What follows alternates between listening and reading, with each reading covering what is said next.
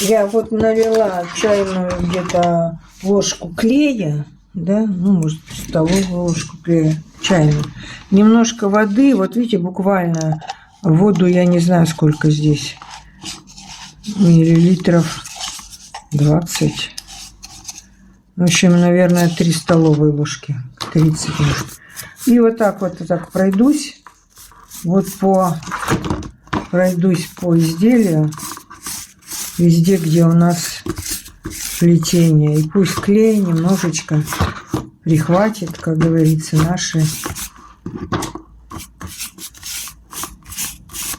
А когда высохнет уже, я дальше посмотрю, что делать. Надо ли мне грунтовать или сразу лакировать. Я раньше вообще не грунтовала изделия. Я их клеем вот так вот разведенным покрывала, а потом что-то перешла на грунтовку. В последнее время я изделия грунтую, а не клеем обрабатываю. Ну, методики разные, наверное, может быть, результат один и тот же, я не знаю. Ну вот вроде бы как клеем. Клей должен немножечко помочь склеить изделие, наверное. Так.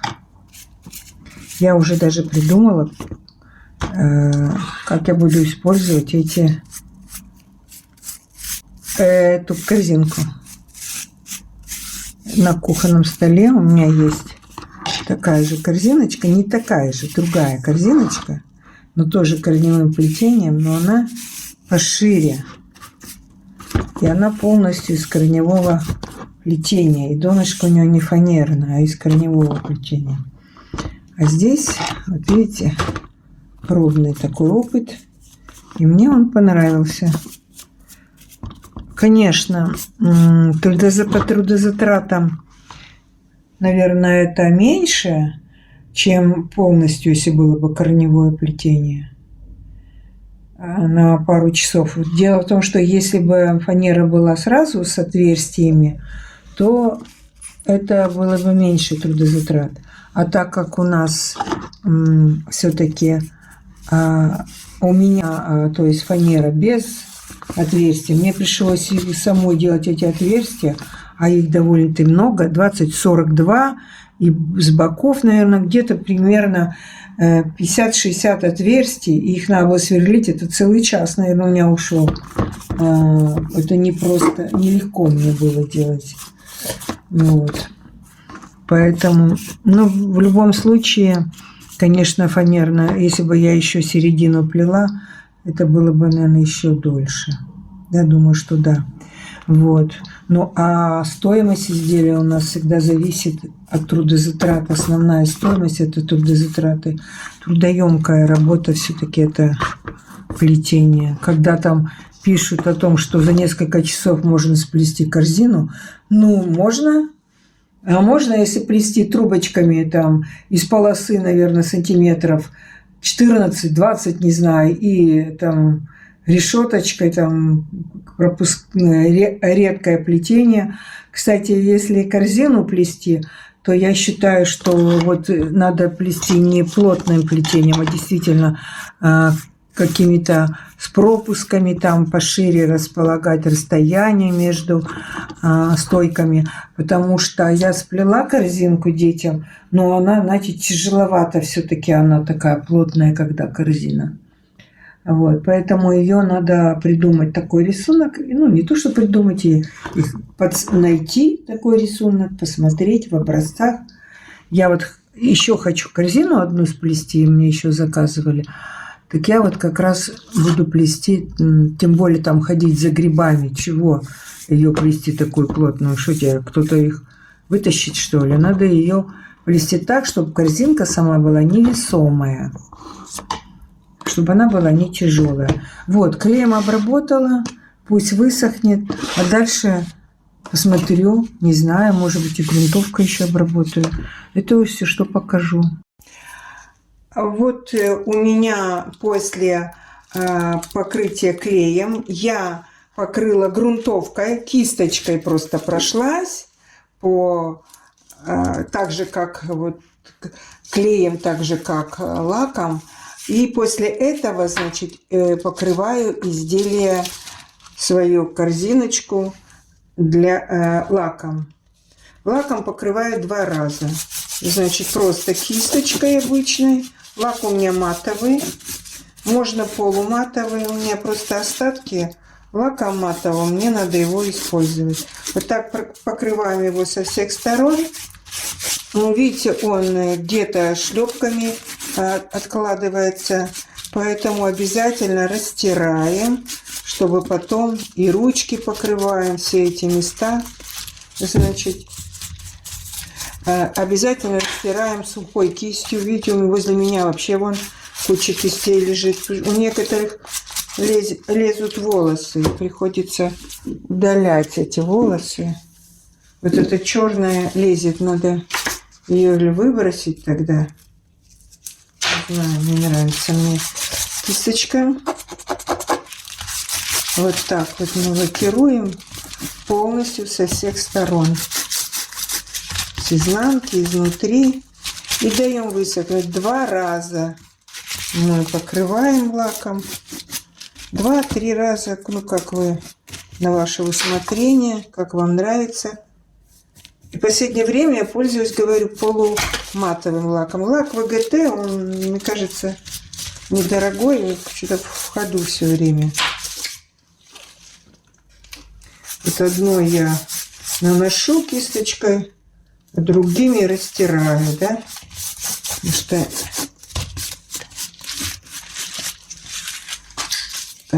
так вот наношу и растираю. А так растираем.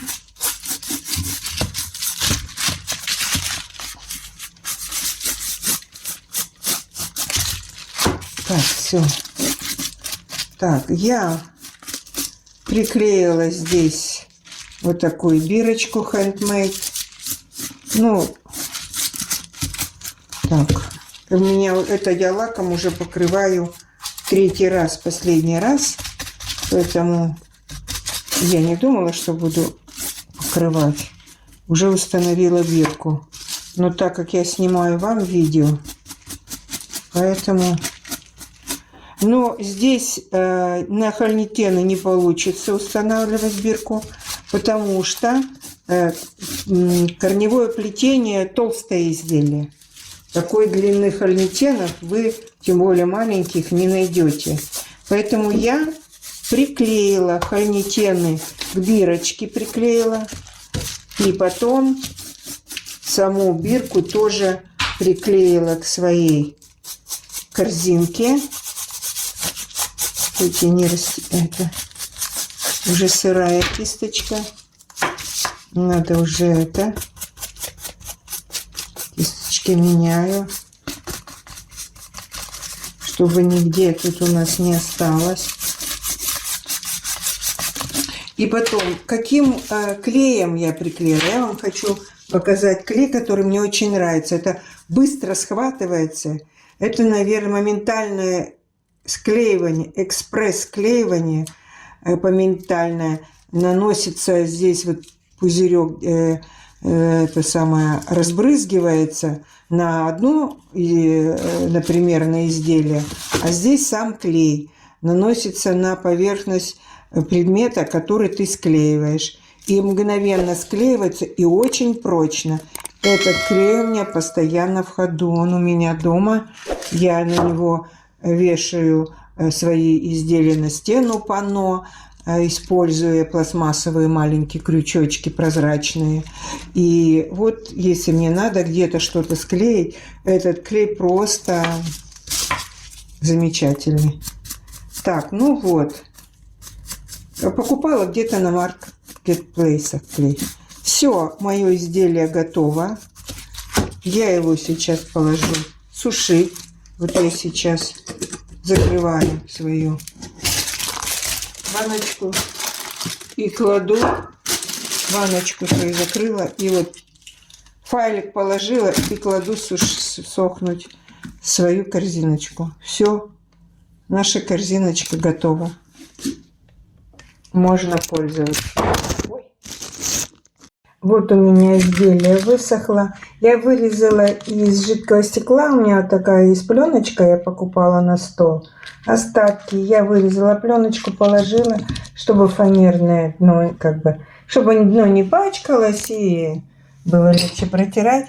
Вот сюда я складываю свои баночки. У меня с орешками, с конфетами. Вот сюда еще третья баночка у меня здесь будет.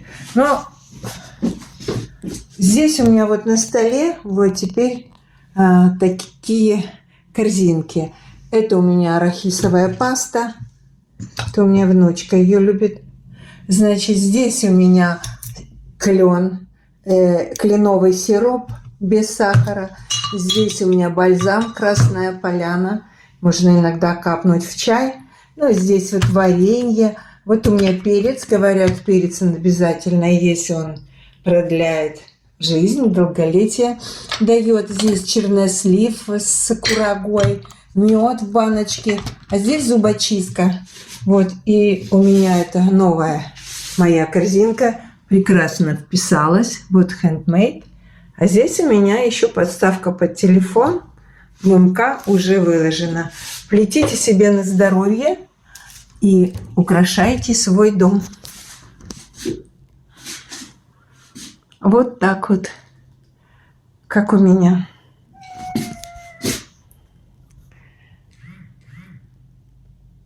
Спасибо за внимание. Вот я закончила корзинку. На уголочке наклеила такие мебельные аксессуары, которые для того, чтобы дверцы не хлопали. Я наклеила на уголочке. Наклеила наклейки, которые я вам, может быть, показывала, наверное.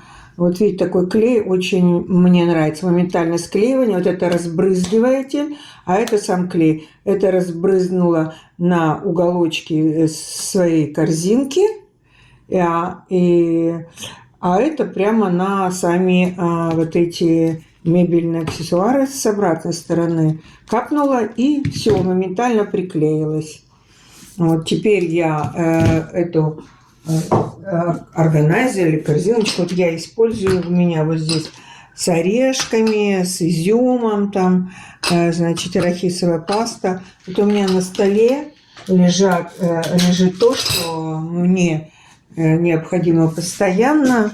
То есть, да, можно стол, конечно, свободно держать, но у меня, вот я положила, здесь у меня сироп кленовый, по-моему, кленовый сироп и сахар. Это бальзам «Красная поляна» из Сочи привезла, я его добавляю в чай, если давление низкое. Здесь вот у меня чернослив и курага, здесь мед, это зубочистки в этом, здесь витамин D3 и перец. Вот, кстати, перец, сказали, что надо его есть, потому что он продлевает жизнь, долголетие дает. Здесь, ну, вот так вот. Вот так вот я использую свои плетушки. Вот. Можете посмотреть. Это у меня кухня. Теперь можно уже на заказ сплести поднос. Кстати, я, наверное, себе сначала сплету. Я хочу поднос сплести себе. А иногда я не хочу вот прямо на стол там ставить горячую тарелку. И все. Хочу, чтобы было или поднос, или салфетку. Вот посмотрю. Может быть, если поднос, то сплету также, только размером больше. А если плетушка, то это обычная будет как панно. Спасибо за внимание всем. Плетите, радуйтесь, радуйте себя. Окружайте себя вещами, которые вам дают тепло и уют.